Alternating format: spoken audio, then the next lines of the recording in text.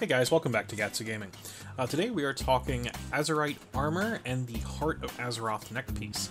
What they mean for you, and what you need to be on the lookout for as you're leveling with regard to both Azerite power and, of course, these armor pieces that are, for the most part, kind of an unknown to a lot of people. So first things first. The Heart of Azeroth, what is this thing? The Heart of Azeroth is your artifact neck piece that you're going to be getting. It comes from the first quest that you get, period, in the expansion.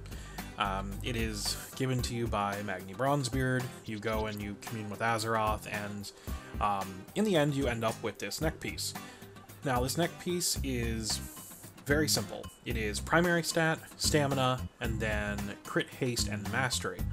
Why it's omitting versatility, I'm not entirely sure, aside from the fact that versatility is very, very powerful with small amounts. But in general, it's pretty cool. It's almost an Arcana crystal in your neck slot. I think that the neck piece is definitely a much better choice than a weapon, because I don't think I've ever seen anyone get excited over getting a neck piece upgrade. I mean, it's boring, you don't see it. So definitely a good spot for one of these pieces that kind of is our building block for the whole expansion. Now, with that, you'll see in the UI here that it has the item level behind this much smaller number here. So this is at level 22. This is the level of Azerite power that I have obtained so far in the neck piece. To put that into perspective, that is 22 is basically right before you would be raiding, I believe. I've only really done a couple of Mythic Pluses. Let me check my played time here, because that'll tell me about how much time I've invested here. I have about 5 days and like 5.5 days or so in played time on this character at max level. So not a ridiculous amount to think, that I've done, say even like the first couple of weeks. The Azerite power itself definitely took longer than what I thought it would to grind up, but in general, it's pretty good pacing. So this neck piece is the only thing that Azerite power goes into, so you're not actually spending a resource. Whenever you get any sort of Azerite power or artifact power, I keep calling it Azerite power because I want to, and it's in the UI as artifact power, so just bear with me as I probably call it both. Whenever you get any artifact power at all, you don't have to actually use the item anymore.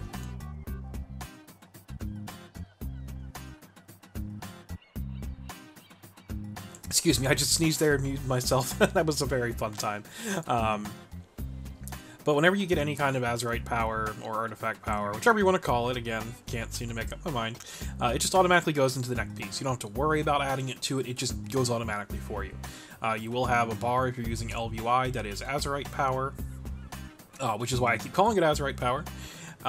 In your standard UI, it is basically what your artifact power bar was before in the basic UI. So nothing too big that changes there. Now your three pieces that your neck piece dictates what you can get on them are your helmet, your shoulders, and your chest piece.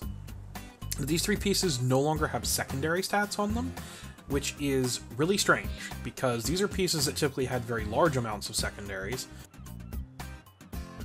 So we go from having, a significantly larger amount of secondaries across the board to losing one of our most important pieces in our chest piece, but we basically gain sort of tier set level effects from each of the three. And you can mix and match these as you would need. There's different traits per zone, things like that.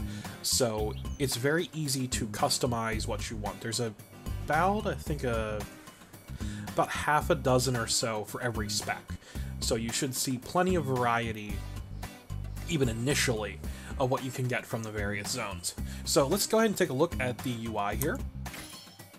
So whenever you go and you open up an Azerite piece, this is the helmet Soul Fuel headdress. This is from Drustvar. You have a couple of choices here. So in your outer row, the row that is lit up, this is where you're picking your trait. Now you'll notice I only have two that are lit up here and glowing, and that's because One you have is just baseline across the armor the whole time, and it's kind of dictated by where it comes from. In this case, this came from a Drustvar dungeon, so we have Blightborn Infusion. Your spells and abilities have a chance to draw Wandering Soul from Thros to serve you for 14 seconds. It increases your critical strike. So it's just a crit buff, essentially. For Affliction, because I'm an Affliction spec at this point, this gives me Agony deals up to an additional 303 damage and starts with 4 stacks. This is probably the most powerful one on here in general. Sudden Onset's really strong, but we'll leave that for another time. Now, the other ones here are for your other specs. So in this case, this is a Destruction one, Chaotic Inferno, and this is Shadow's Bite for Demonology. You cannot even select those unless you are in that spec. So I'm going to go ahead and swap specs real quick here, just to show what it does. Okay, so there we've swapped spec, and now instead of Sudden Onset being lit up, now it's Shadow's Bite, and you can't even click Sudden Onset. It won't let you. It says this power isn't for your specialization. So that's what happens whenever you go and you swap specs. It grays out the other ones and allows you to pick the one that's applicable to your spec, or the one that is in general to the zone. So super simple stuff. Go ahead and go back to Affliction here. Okay, so we're going to go ahead and pick this Sudden Onset for Affliction. It'll give you a little pop-up here. Are you sure you want to select this power? I'm going to click OK. And we'll do an animation, and it'll plop that into place. And then if you have the required Azerite level to unlock the next row, it will go ahead and light those up for you and allow you to make a selection there. Now, the second row is always generic. These are spread across pretty much everything from that zone for the most part.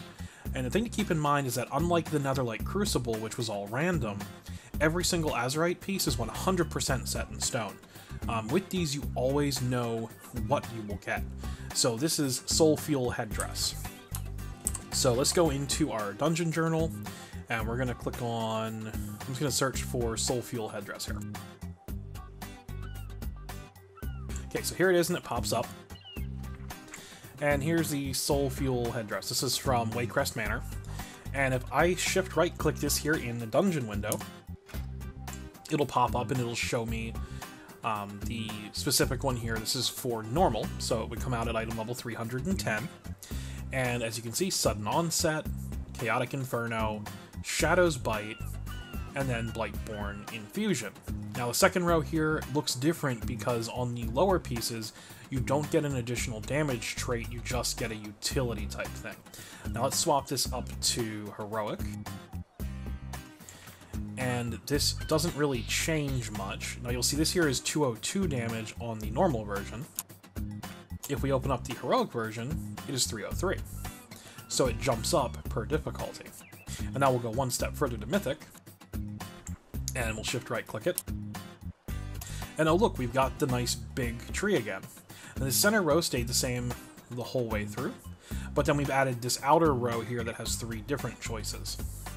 As you can see, it's still 303. I believe it does scale up, but for some reason the Mythic ones are identical to the Heroic ones. I'm not sure if that's intended or not, but we'll have to see whenever BFA goes live. So you can go ahead and look at all these. These are in the Dungeon Journal on live as well, and you can go through and you can see every single one for anything that's applicable to you.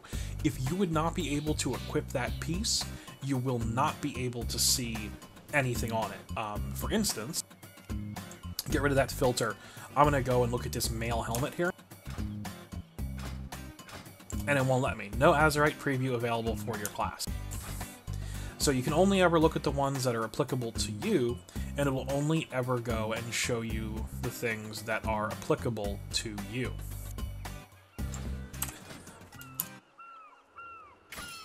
So now that we picked that, these here, of course, were damage ones I was talking about. These are pretty general, and they're useful depending entirely on how you play, you know, how you're set up with your class. So definitely check your class discords or places like Simcraft to see which ones are going to be best for you, as it will change based on your spec, your spec, your class. Different Azerite traits that you have will make certain other Azerite traits better or worse.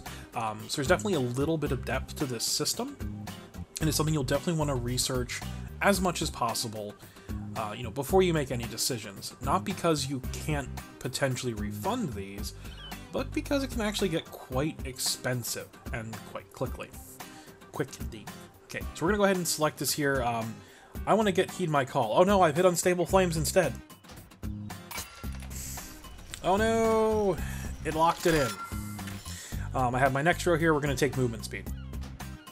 There's an option of either a drain life, dealing more, healing you for more, or movement speed. I'm gonna take movement speed. So we'll go ahead and let that go through. And of course, I do not have the required Azerite level for this. This requires 25. I'm only at 22, so I cannot get this final center here, which just gives you an additional five item levels. So if I want to go ahead and, say I made a mistake.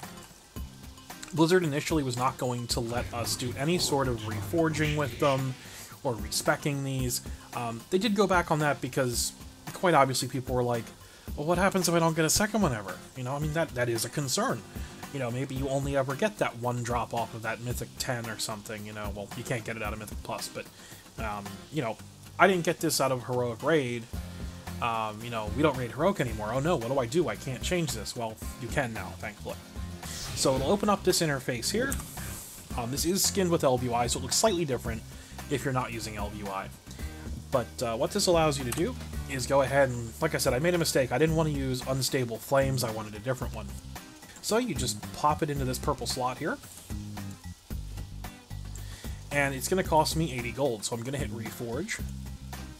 It's going to give you a little warning here. The cost increases every time you reforge an item. Are you sure you wish to reforge this for the following amount? And I'm going to go ahead and say yes. Remember, 80 gold.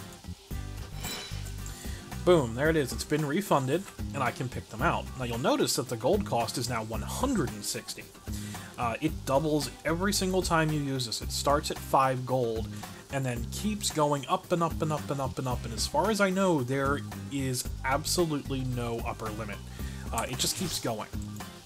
Now, as far as what the cooldown is on that, because originally, if you remember way back when we had to pay to respec, period, we didn't have dual spec. We ended up going, and there was kind of a diminishing return where that cost would go down over time. There is a sort of reduction in that cost over time. I believe it's a weekly thing where it will go down. However, it doesn't go down to 5 gold every week. So you want to reforge as sparingly as you can, simply because it will keep doubling and it will just keep getting more expensive. So make sure you do, your due diligence, you check your various resources to make sure you're making the right choice so it doesn't cost you, a WoW token's worth of gold to reforge a heroic helmet or something because you goofed a couple times. In general, I think the Azerite system is great. You'll definitely want to keep extra Azerite pieces around, even as you outgrow them. You'll probably keep 1 or 2 around just because of the Azerite traits in general. There really isn't a reason not to. They are some of the best things to use in the Scrapper, which I'll be going over in a different video. But of course, you're also going to want to hold on to a few just because you want to make sure you have them around. So hopefully you have some bank space. If not, I highly recommend starting to vendor some of your gear. You're going to get a bunch of gear as you level up, and not much of it's going to be Azerite right out the gate, but you will get quite a bit through dungeons. So I hope you guys found this video helpful there. If you did, leave it a like. If not, dislike it. Toss me a sub if you haven't already so you can see when I post new videos. Visit me on Patreon if you'd like to support me, and I will catch you next time. Thanks, guys!